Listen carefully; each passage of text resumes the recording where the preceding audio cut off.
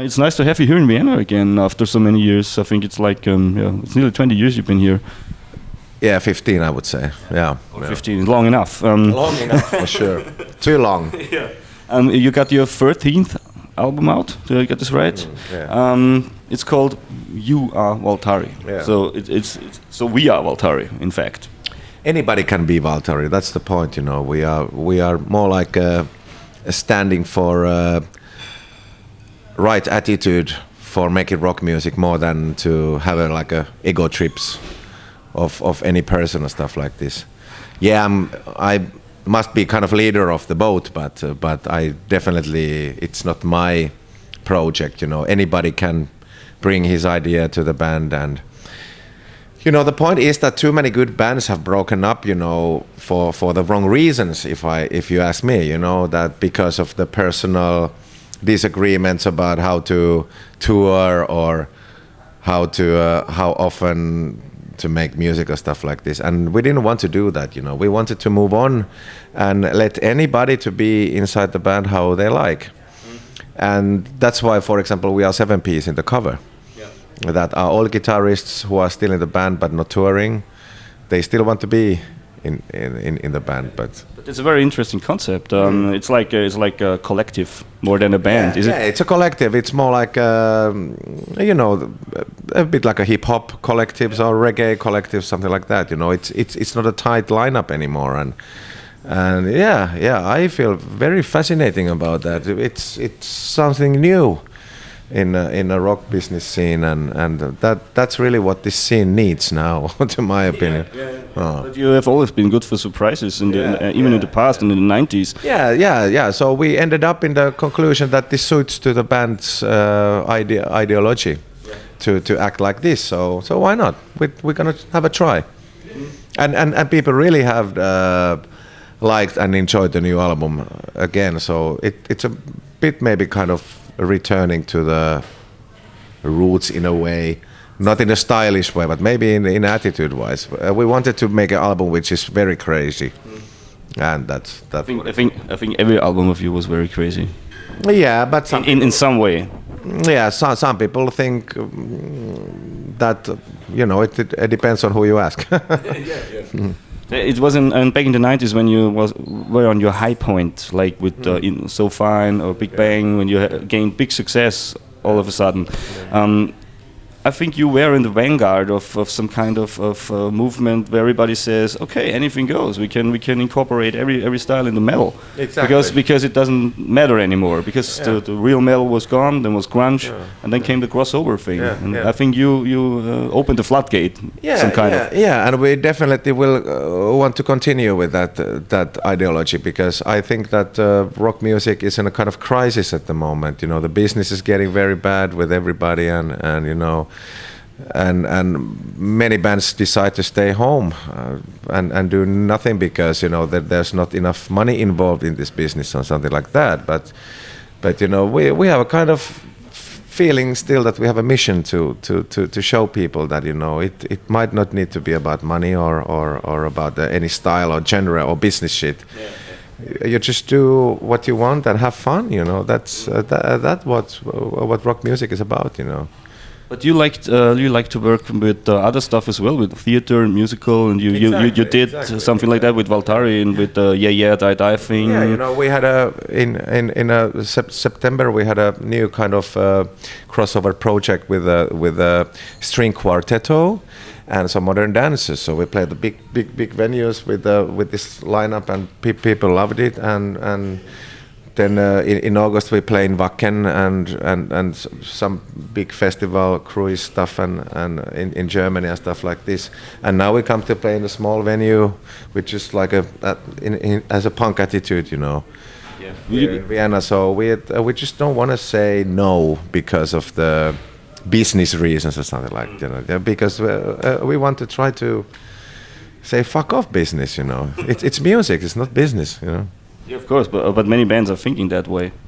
and they end up like being unhappy after some years. Exactly, and being unhappy is not rock music. I mean, you're sitting here now. It's 30 years of Waltari next year. Yeah. So you're still sitting here, and you are happy. Exactly. Exactly. That's what my mission is. You know, I want to show people that if you get older, once you get older, you know, it doesn't need that you get more boring or more lame. You know, that you can be actively thinking artist. You know, till the end.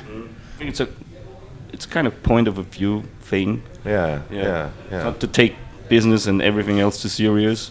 Exactly, because it's about having fun, and there's so many years since we've been in Vienna, so we definitely wanted to come here and, you know, collect from the corners all the old fans who are still able to come to party. I'm still here. I've been at it was at the Vuk.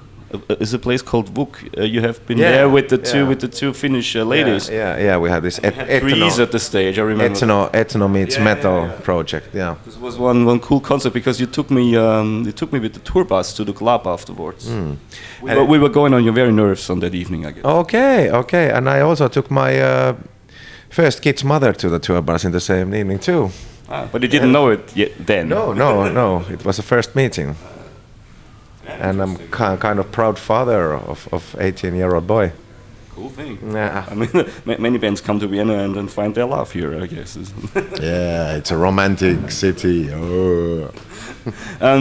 Talking of 30 years, I mean, it's a long time, and you it was the 25 years anniversary, and you gave yourself as a present a biography and the cover album. Yeah. And what will be the present to you and the fans for the next year's 30th anniversary?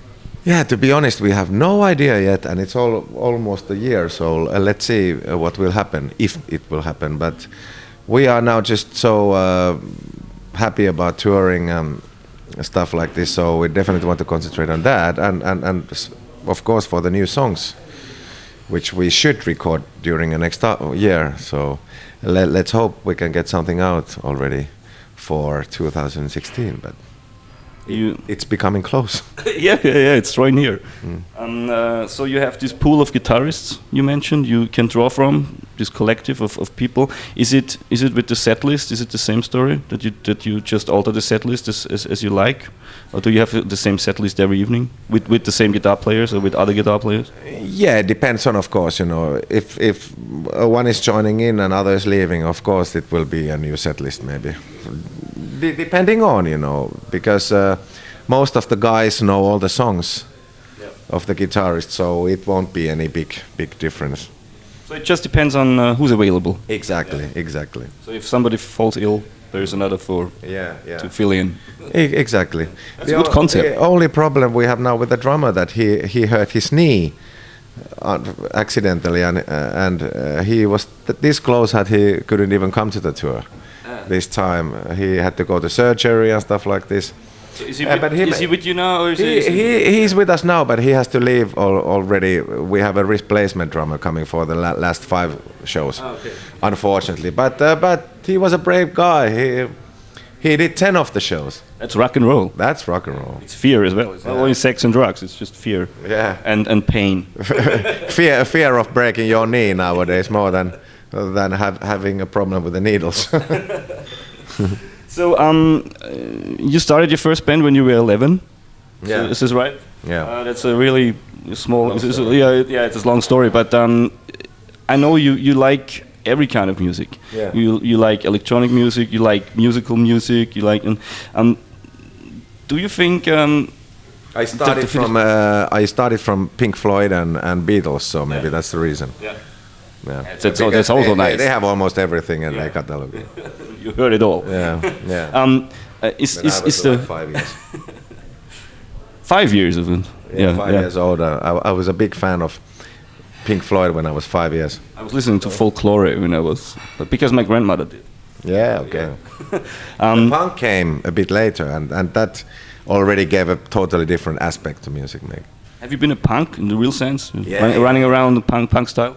Yeah. I mean, you still do. Yeah. I really fell into punk, and especially when I'm an 80s kid, you know, I fell in love with The Cure and all this post-punk gothic bands, you know. They were very close to me. So I have had a long trip of different styles and different periods of rock music. So I can say, you know, deep in my heart, and I know something about it. Yeah. Is there how much importance is the Finnish background, the folklore background to Waltari? It's not really big thing, you know. We are not like these folk metal bands or something like that. But we can be proud to say that we were one of the first bands who experimented with the idea to mix metal and ethno, because there was a huge ethno trend in Finland in the early 90s. And we of course wanted to have a piece of it, you know. We were not the big fans of that, but we were interesting, and we went to the clubs to see these folk bands, and we got a kind of idea that, hey, maybe we can fix something from this to our music, you know. So now it's Korpiklani. Yeah, nowadays it's Korpiklani, so we don't need to touch that. You know?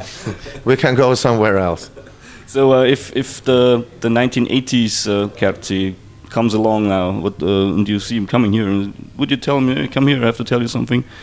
Make something different in your life or something? Is everything fine? Everything is fine. Of course, I could do several things different in my life, but I'm happy as I am, and I know what is my mission in my musicianship. You know, I wouldn't like to go for being a songwriter or stuff like this for a number one artist or something like that. It's not my cup of tea. You know, I want to stay as an untouchable person in this business, and I think it's kind of important to be like this. Yeah. Somebody must be. And you can hang out with the fans as well, and hide in some backstage room.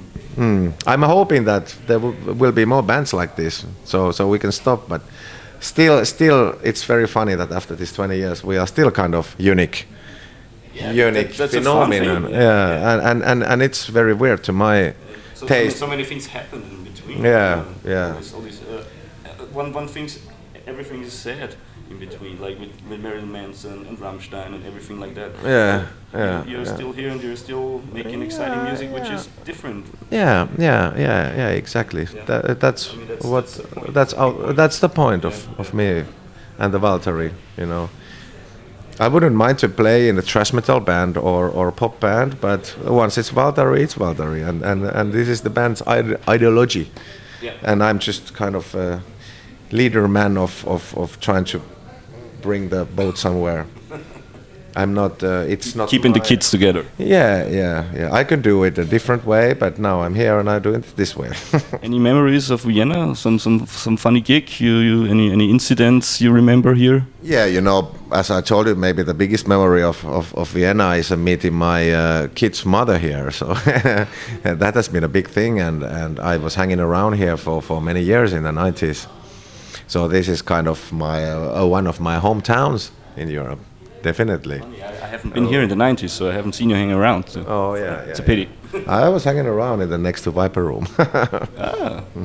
in this area, in fact, yeah. And I remember some very good clubs, where we used to go. Vuk was one of them, of course. Yeah. And then I don't remember the names anymore, but there were some. Probably they don't exist anymore. Yeah, I think so. No. Yeah. But we are existing. Yeah. So we must raise the flag of open-mindedness and freedom of rock music. Yeah. And come to the next Waltari gig nearby your place, and I say thank you to Kärtsy, and we'll release you to your stage and your band, because it's I can guarantee that anybody who comes to the show will experience something which is not common in rock music. I guarantee that.